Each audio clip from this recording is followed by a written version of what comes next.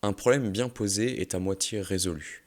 Vous regardez le premier épisode d'une série de documentaires sur comment construire une fusée à double étage. Je m'appelle Mathis Cazot et aujourd'hui, on va définir le projet Staros. Générique.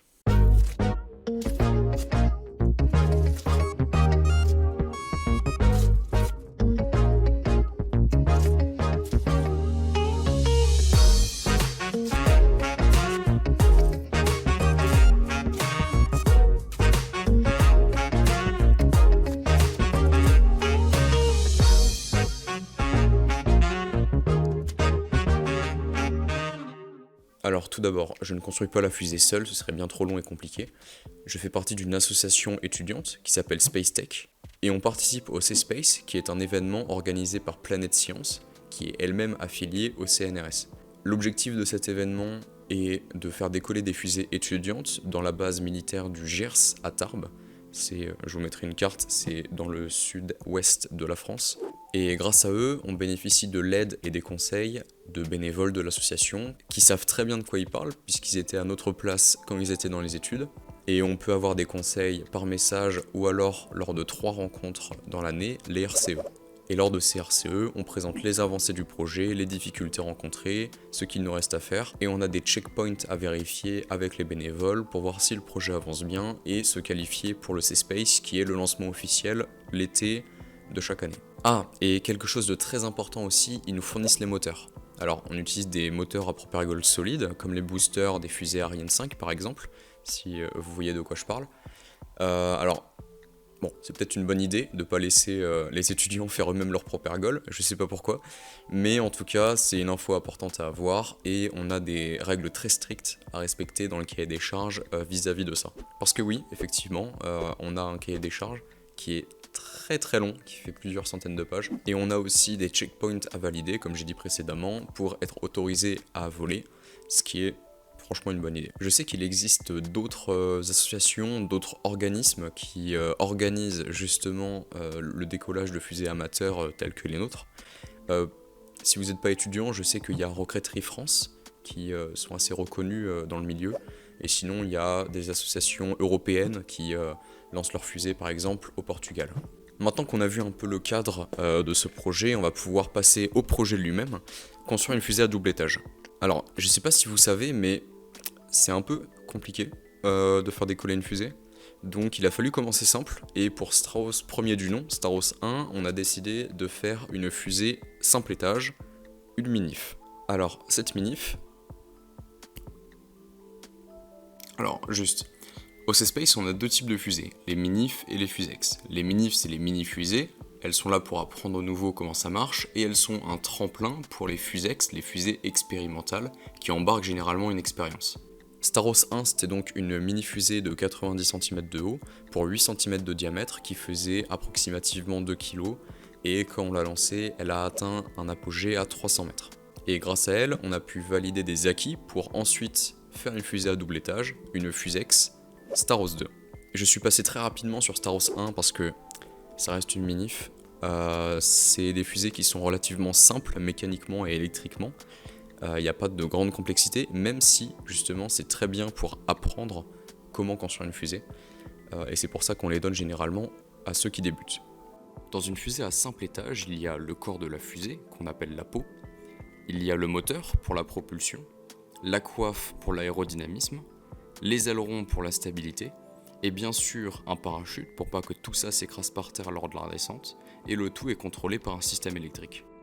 Non, le plus intéressant reste à venir, et de loin. Nous, ce qu'on veut faire, c'est une double étage.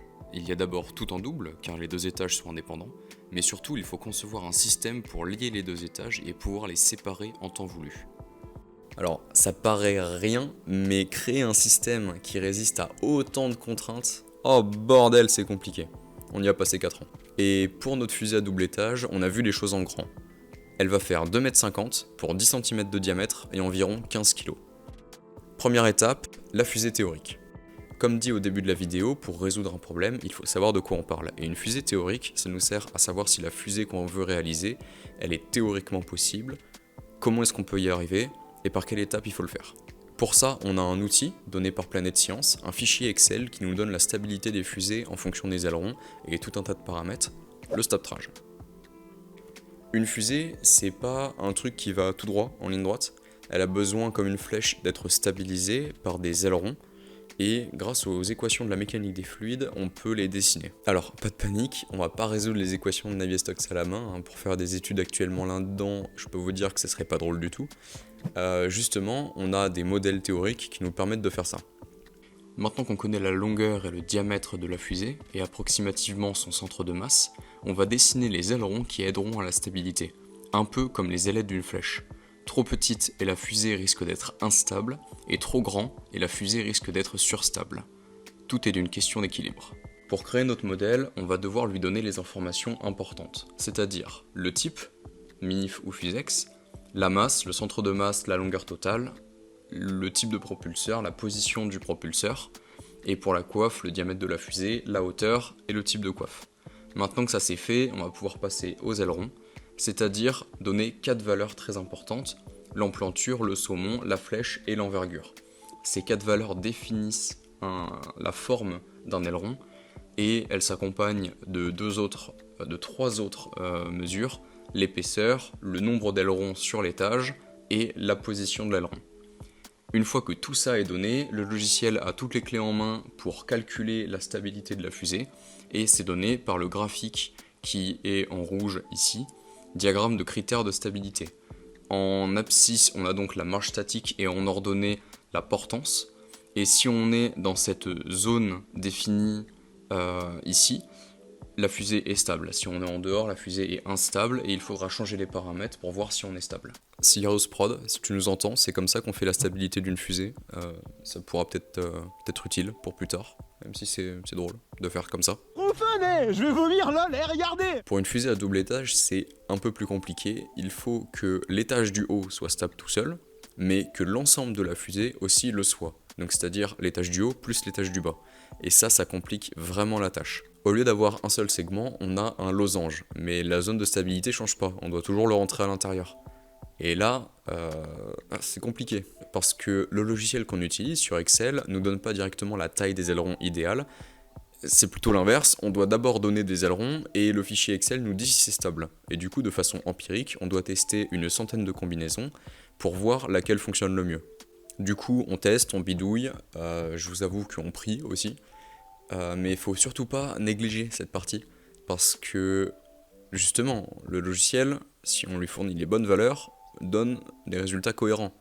Donc, si le logiciel dit que la fusée est stable, et qu'on fait tout ce on a dit dans les données, la fusée est stable, quoi qu'il arrive, et on peut voler. Mais, à contrario, la réciproque est aussi vraie, si la fusée est instable, on n'a pas besoin de prier pour savoir « Ah, peut-être que ça va marcher », elle ne volera pas. Donc, cette partie est importante. Alors, il y aurait bien une solution pour outrepasser ça, ce serait avoir un contrôle de trajectoire actif. J'adore l'idée, mais ça nous est interdit. Un contrôle de trajectoire actif, c'est quand la propulsion elle-même a un pouvoir de se diriger, comme par exemple avec les cardans sur une tuyère pour les moteurs actuels des fusées, que ce soit sur tous les Ariane, sur le Starship, sur enfin bref, tout. Ils utilisent un système de trajectoire actif où l'ordinateur de bord calcule en temps réel quels sont les ajustements que doit faire la tuyère pour pousser dans la bonne direction. Et ça a l'avantage de pouvoir faire voler quasiment n'importe quoi, tant que le logiciel est fiable. Mais le problème, c'est que au moindre problème du logiciel, ça amène des gros problèmes sur la fusée entière. On a pu le voir avec les premiers crashs d'Ariane 5, les seuls crashs d'ailleurs, les 2 premiers. Et Planète Science, ils aiment pas trop ça. Du coup, ils nous interdisent de le faire, et on n'a plus que la dernière solution qui est la stabilisation passive, c'est-à-dire que la fusée en elle-même se stabilise par sa géométrie, en l'occurrence les ailerons. Il y a des avantages et des inconvénients dans les deux systèmes. L'avantage avec les ailerons, c'est que c'est passif. La géométrie fait tout, on laisse la fusée décoller à une certaine vitesse quand la portance est suffisante, la fusée est stable quoi qu'il arrive, c'est le modèle le plus sûr, mais par contre on peut pas le faire à grande échelle. Sur une fusée de 100 mètres de haut, ça va être compliqué de faire des ailerons de 20 mètres qui sortent de chaque côté, et les contraintes seraient monstrueuses. C'est pour ça que dans les grands systèmes, ou alors dans les systèmes à géométrie variable, on a rarement des ailerons et plutôt une direction, un contrôle de trajectoire, actif. Bref, vous l'aurez compris, à cette étape on ne peut pas y passer. C'est une étape cruciale du projet, on ne peut pas avancer sans ça, puisque une fusée théorique c'est important. Et savoir comment est-ce qu'elle peut voler, ça l'est aussi. Une dernière information cruciale de notre fusée pour savoir si elle peut voler, c'est la vitesse en sortie de rampe. Elle est donnée par le poids de la fusée, son accélération et la taille de la rampe. Et si elle n'est pas suffisante, la stabilisation ne se fera pas puisqu'il faut un certain flux d'air autour des ailerons pour créer une portance. Elle nous est aussi donnée par le Staptrage dans le logiciel Excel. Il faut juste vérifier qu'elle soit au-dessus de 20 mètres par seconde. Une fois qu'on a validé la faisabilité théorique de notre fusée, il ne nous reste plus qu'à définir ce qu'il reste à construire et les différentes étapes du projet.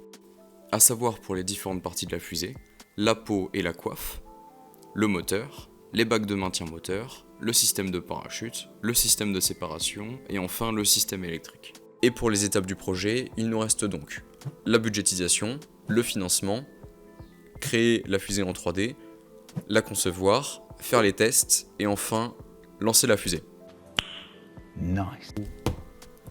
C'est un beau programme tout ça, hein. Et ça nous aura pris 2 ans. Prochain épisode, le financement.